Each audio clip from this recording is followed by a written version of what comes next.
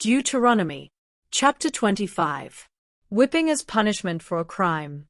Moses said to Israel, "Suppose you and someone else each accuse the other of doing something wrong, and you go to court, where the judges decide you are guilty.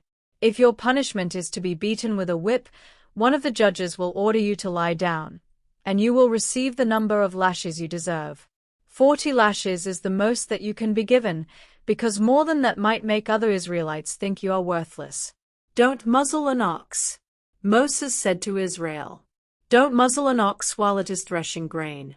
A son for a dead brother. Moses said to Israel, "Suppose two brothers are living on the same property, when one of them dies without having a son to carry on his name. If this happens, his widow must not marry anyone outside the family. Instead, she must marry her late husband's brother, and their first son will be the legal son of the dead man. But suppose the brother refuses to marry the widow. She must go to a meeting of the town leaders at the town gate and say, 'My husband died without having a son to carry on his name. And my husband's brother refuses to marry me so I can have a son.'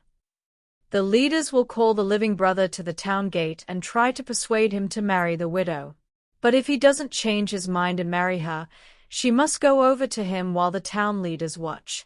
She will pull off one of his sandals and spit in his face, while saying, 'That's what happens to a man who won't help provide descendants for his dead brother.'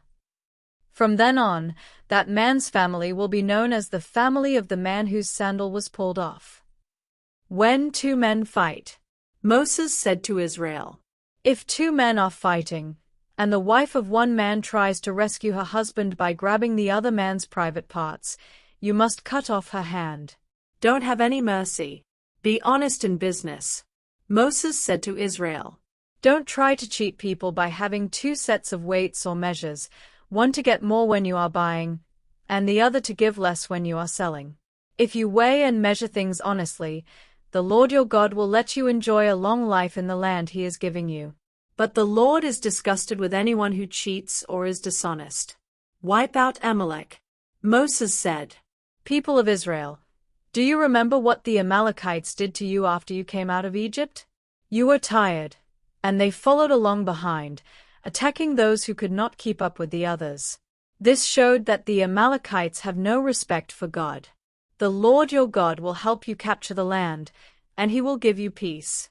But when that day comes, you must wipe out Amalek so completely that no one will remember they ever lived."